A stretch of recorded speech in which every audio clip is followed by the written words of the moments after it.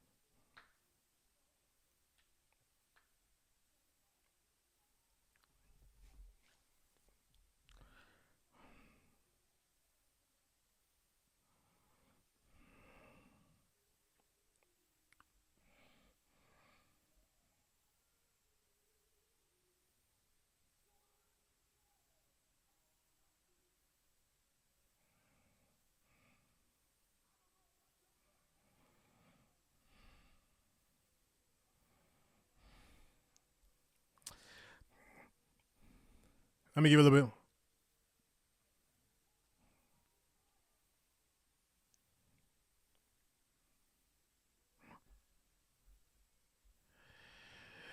All right. So there we go. Okay. I don't nobody scour. I'm not saying nobody has ever. I am saying it, but you know what I'm saying. Don't be like, I found somebody in West Virginia sing. Okay, yes. a time or two people are singing, but mainstream church wise, nobody does "Let Your Power Fall." And "Let Your Power Fall" is, it, pun intended, one of the most powerful songs ever. I mean, I'm talking about literally "Let Your Power Fall" and the power falls. It is. This was on James Fortune's 2014 project. That is, of course, the great Zaccardi Cortez singing it. It is that I remember where I was when I heard that song. That's how I keep saying powerful, but and actually, okay. So let me say this real quick. Shout out. That song was written by a man named Dion Kipping. He actually wrote it, and then I guess he gave it to James, and then James got Zaccardi to sing it. So shout out Dion Kipping, and he does it. I love too. He ended up doing it after it blew up. He did it on his project too. You know, it's kind of like a Kurt Carr thing where Kurt Carr gave Byron Cage the presence of the Lord is here, and he's like, okay, give it back. Let me do it my own self. But so shout out Dion Kipping, real cool brother. I interviewed him once, way back, but really nice brother. And so Zaccardi. So I remember this was out in 2014. And I was, so that's 11 years ago, 12 years ago. I was was I in Memphis? I was in Memphis, I think. I was at a convocation. No, I was at AIM, something like that. And so I was downstairs, where they sell things and all that. And then like a radio station or somebody was down there. And so they had some speakers set up. So they were just playing music while people were shopping. And that came on, the original. And the first, I was like, what is that? It's one of those, what is that moment? I'm like, whoa, who is that? I didn't know, and I wasn't at that point that familiar with Zaccardi. I might have heard him on another project, but I didn't know his voice to know him yet. And that song was so anointed. I remember I just ran over to where the little radio station people were, and I just stood there and listened to the whole song. I said, what in the world? So this song here is just, it is a staple. I'm nowhere near ready for my top gospel songs show yet. I'm still doing a lot of research on that. But for me, "Let Your Power Fall" will be on there. So if it's that great, if it's that amazing, why don't nobody else do it? Why don't I don't really see nobody else doing it. And you know why? It's because of Zaccardi.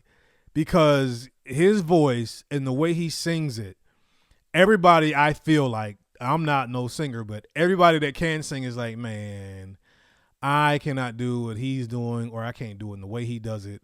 Why even try it? That's why it's a song you don't hear very much, but everybody loves it. So when you play the original, if you play it at church, you play it, whatever, everybody's like, oh, yes.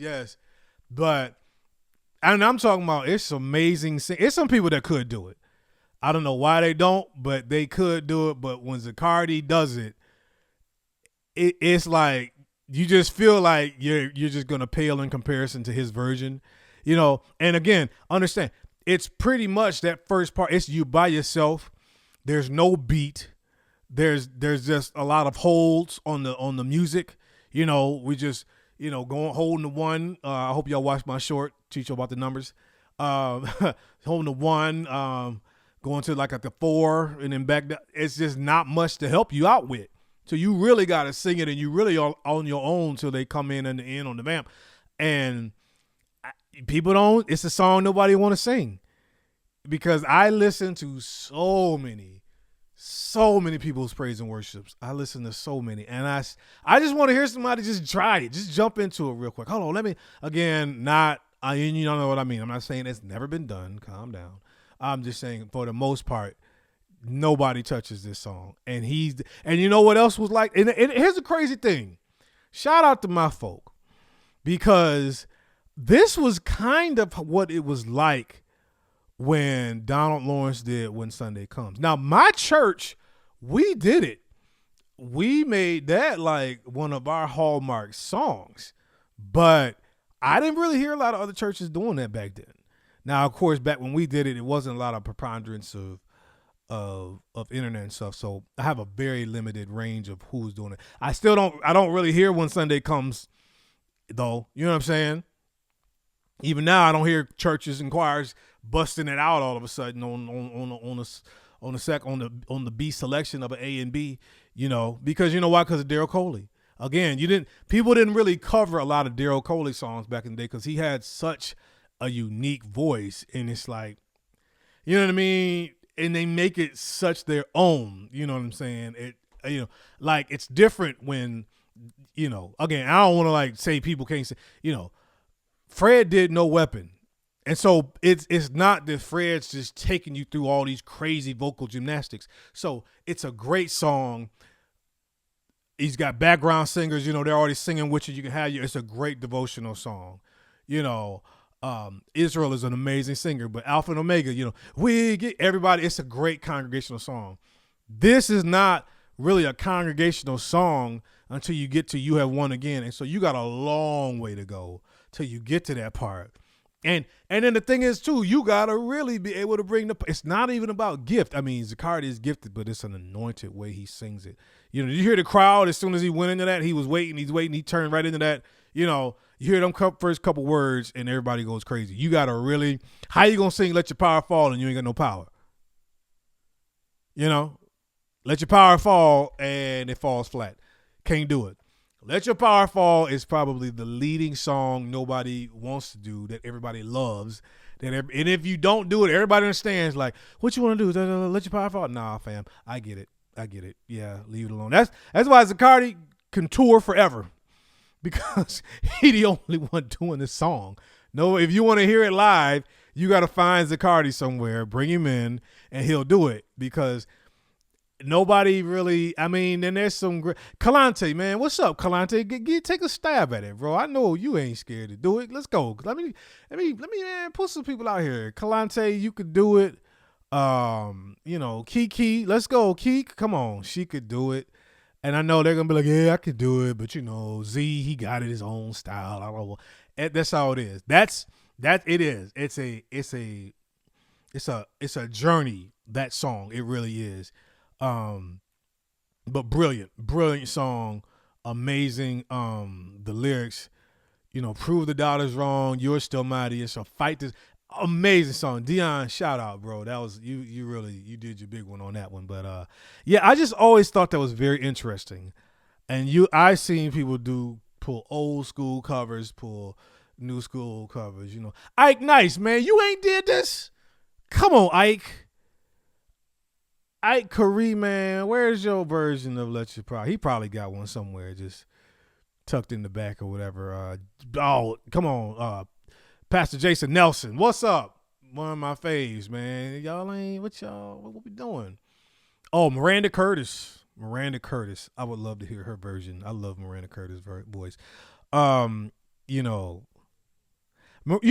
She might be. That might be my Miranda Curtis voice. She might be my one of everybody I just said. Now that I think about it. I would go Miranda. That's crazy. I just thought about that on the fly. I would go Miranda Curtis to see if she could cover that well. I think she'd do a great job.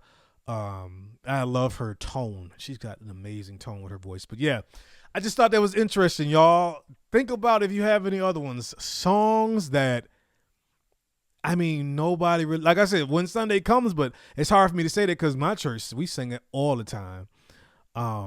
With Bonnie, what's up, Bonnie? Bonnie saying that she sang it a different way. She sang it her own way, but still kind of, but nobody was really messing with Daryl Coley like that. But yeah, Let Your Power Fall. If somebody doing it big, somebody want to cover it, come through, because that's you put that on and just let's get the hands immediately go up. Hands just go up automatically. But I just found it funny how nobody's really all these remakes and all these young folks doing I don't really hear that much. But yeah, shout out. That's my jam. So guys, that is the show for today. Just a little one there. Video breakdown is coming. I can't wait to do this video breakdown. I'm not even gonna tell y'all what it is, but shout out for those that caught my first one, but this next one is just, y'all gotta bear with me. When I wanted to do a few things, that's why I didn't do it last week. I wanted to fine tune it now that I kind of know what I'm doing, but I'm gonna talk got so much to say on this next one, but that's the show there. shout out again to everybody that's watching, everybody subscribing, liking, man. You know, appreciate it. A couple of new followers coming through. Appreciate y'all as well. Got more shows coming. We enjoy doing this. We hope you enjoy listening and watching. This is the Music Manor, and I'm Monty, guys. You know what I want you to do. Please be blessed. Stay sharp.